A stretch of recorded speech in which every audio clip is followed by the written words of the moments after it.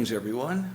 In this video we're preparing to configure Joe's Window Manager. Not configuring it, comparing it. It's Joe's Window Manager, JWM. It's a text-based configuration. I mean, there are some GUIs available for it, but we're going text-based here. So there's a few fundamentals I want to cover before we actually jump into configuring Joe's Window Manager. That's what this video is for. This is sort of the preparing or getting ready to make things as easy as possible. Things like configuration file location, how to edit them. Do you need backups of the configuration files? Global versus local configuration, things like that. Those are what I want to cover in this video. I think this will make this Linux installation of, I think this will make this Linux configuration of JWM much easier if we understand these things before jumping into it.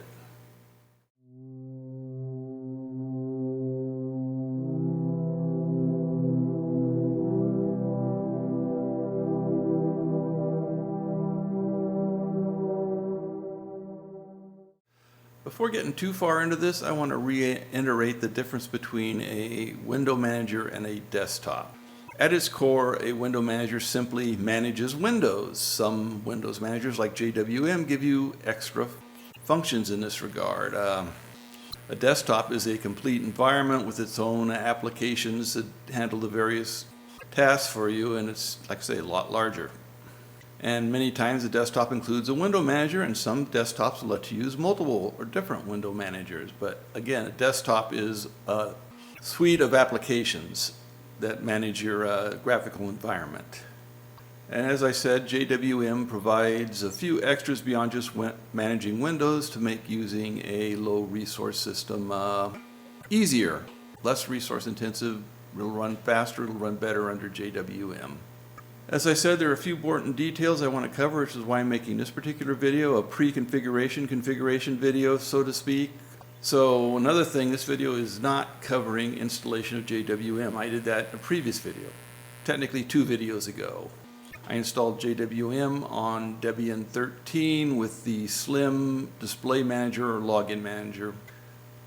So yeah, if you want to do the install, you can go back and watch that video. We're starting from a clean install of JWM on the Debian system, so it will use the Debian defaults, which is kind of important for things like location of configuration files.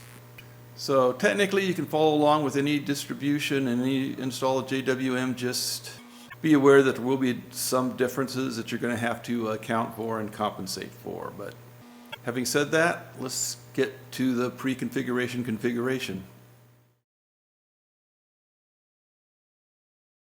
So the first thing we're going to want to do is visit Joe's Window Manager website. So we'll enter that in our browser and do a quick search, and that'll bring us to a page. Let's take a look at the top page about Joe. This is Joe, the guy who built this program, just some basic information. Then if we jump over to projects, we can take a look at some of the stuff he's actually worked on. And like I say, we're interested in JWM here. That's the specific project we're looking for. We can see, well, he's got, it's JWM is lightweight Windows Manager for the X11 Windows system, written in C, using the xlib library to be minimal. However, there are a bunch of additional libraries listed below that can be added upon configuration when you're building it yourself. And we've got the obligatory screenshot. That thing on the left is Conky, not JWM, but the rest of it's JWM. Not sure about the artwork there.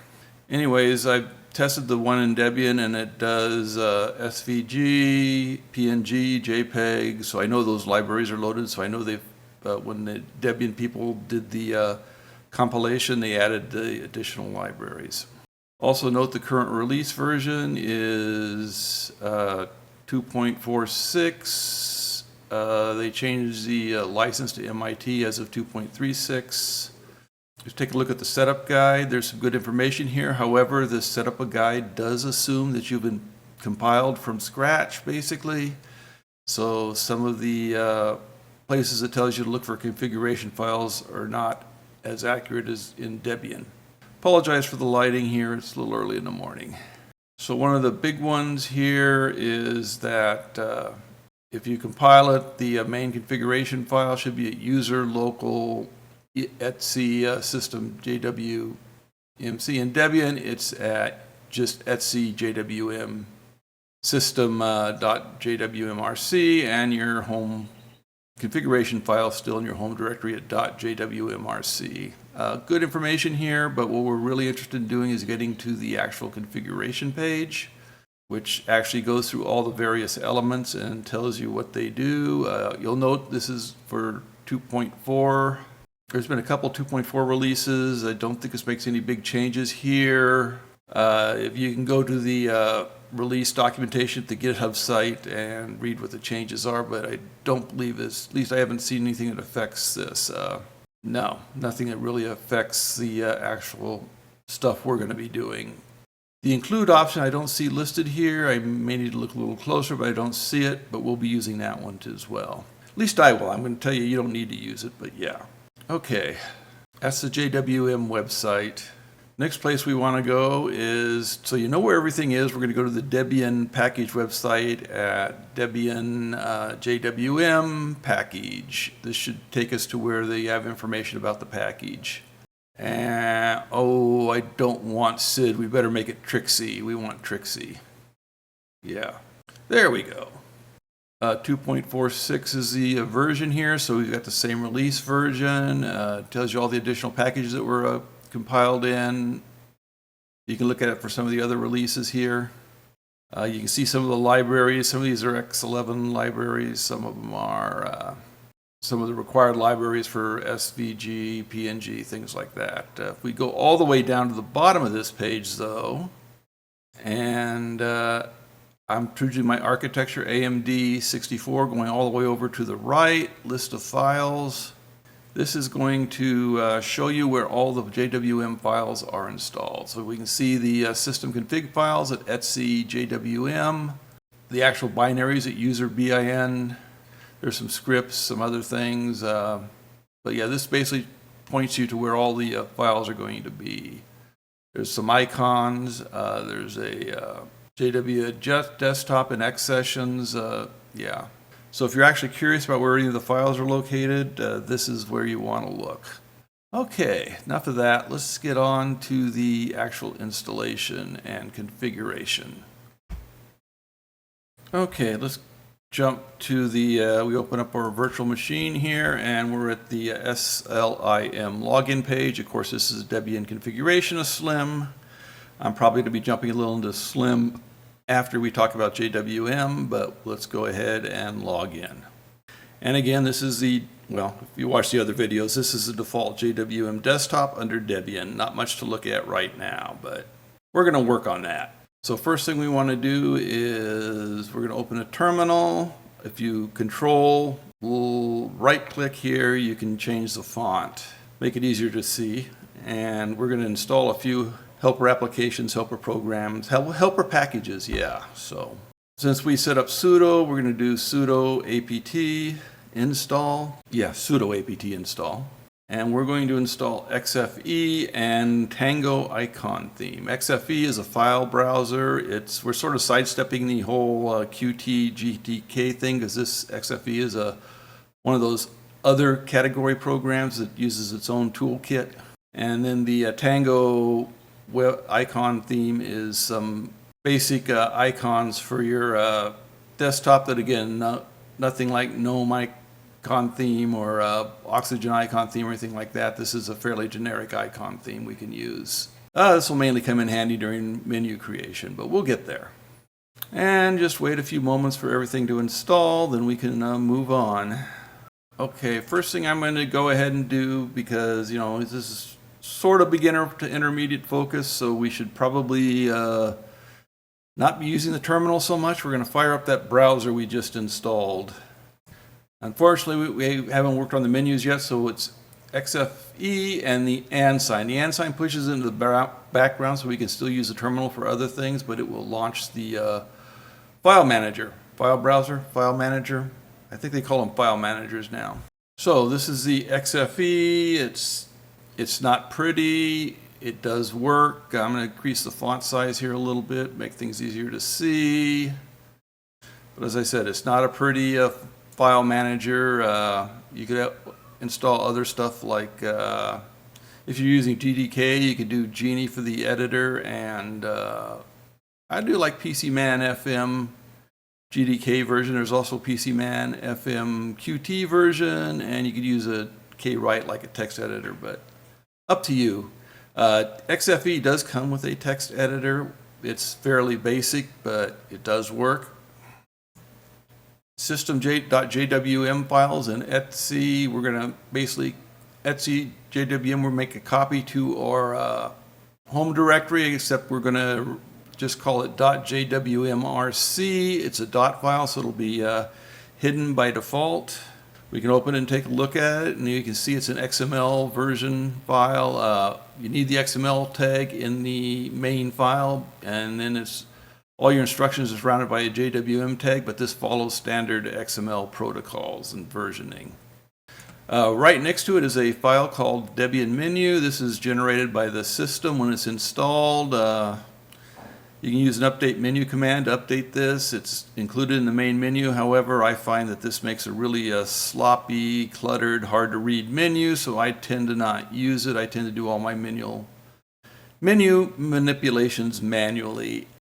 Like I say, you can run the update menu and you install new programs. The problem is update menu goes through and it might add executables you don't want in your start menu, or as I say, it just gets real messy. So up to you though. And then our tango icons are in user, share, icon, tango, scale. There's several different pots for icons here. We can look at one of them. They say they're just a generic file manager icon. Nothing's fancy, but it does give us some little pictures to add here and there. So, as I said, the first thing we want to do is copy the system.jwm RC file from etc JWM to our home folder and rename it to .jwmrc. And again, we're going to have to make our file manager show hidden files to see it, because dot files are hidden by default. And I mean, that part's pretty simple. We just copy it over and it'll work just like that. What happens is the JWM, when it launches, we'll look for that .jwmrc file in your home directory. If it doesn't find it, it will sort of default back to the system.jwrm in the etc JWM folder, which actually makes that one sort of act as your backup configuration. You can mess with the configuration all you want in your home directory. It just affects you, and if you just delete it, it will default back to what's in the etc directory. So yeah, sort of acts like your backup there too.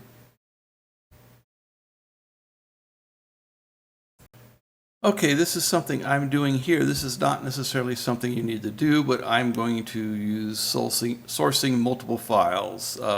If you noted when we looked at the .jwmrc file, in the main menu you had a entry for the Debian menu. This is a source file. It's external to your XML file. So we're going to use the same principle, and we're going to break the configuration file down across multiple files, and that's so we can work on one thing at a time and focus on one thing at a time.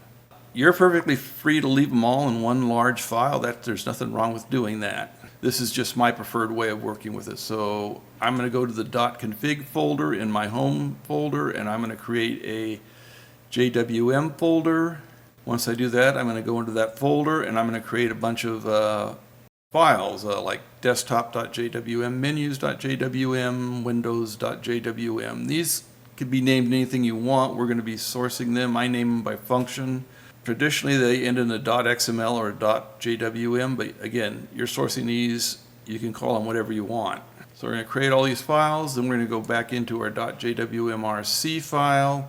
Let's work with the, as an example, the menu one. I'm going to copy out the root menu section and paste it in. I need to put the JWM tags in the source files, but I do not need to put the XML tag in, as there can only be one in the parent file. So yeah, but this is not all we need now. We've got the root menu stuff, but we need the styles for it. So let's go down and find those. We'll copy those and we will paste them in. And there we have everything related to the menus in one file, and we don't have to go searching through a whole file. We just open the menu file. Now to source this, again, the Debian dash menu is source. We're going to use the same thing, so it's include. Quick tip here, use the full path, as at least through JWM XML does not recognize the shortcuts like using the ~sant for home directory. Use the full path. So we're going to path to our menu file, menus.jwm, and then we're going, so we don't duplicate, delete what we copied over from our main file.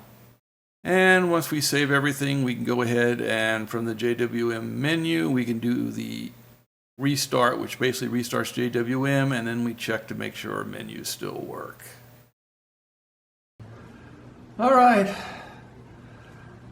This is a short video. That was it for the configuration stuff. We should have all the information for when I jump into configuring. Like I say, you can do one large file or you can break it down like I did here.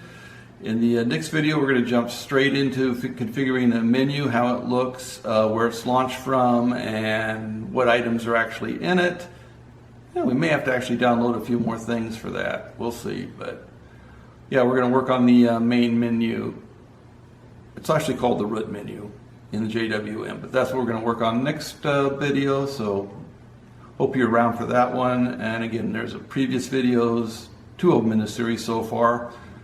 I did the first one on loading JWM and Slim on Debian, then I sort of thought, well, I should do one on my reasoning, so I did one on musings and ruminations, but that was the previous video, and now we're going to get into the actual configurations. Anyways, if you found this video helpful, please like, subscribe, comment. I always like getting comments. One question I get, why am I doing this? I say Ex Libri. Yes, Ex Libri exists. It's the new version of X11 or Xorg, which is being systematically deleted from a lot of distributions, but there's a lot of legacy programs, some of which I actually use, that rely on X11, and X Wayland just doesn't cut it sometimes. I didn't use Ex Libri here because there's not a Debian package for Ex Libri. If they make one, I will use it. Once I finish all the configurations, I may do a video on actually getting there is an Ex Libri package. It's not a Debian, well, it's a Deb package, but it's not done by the Debian group, and I might actually try and do an install of that after we finish all our configurations, but that's in the future. So see you later. Till then.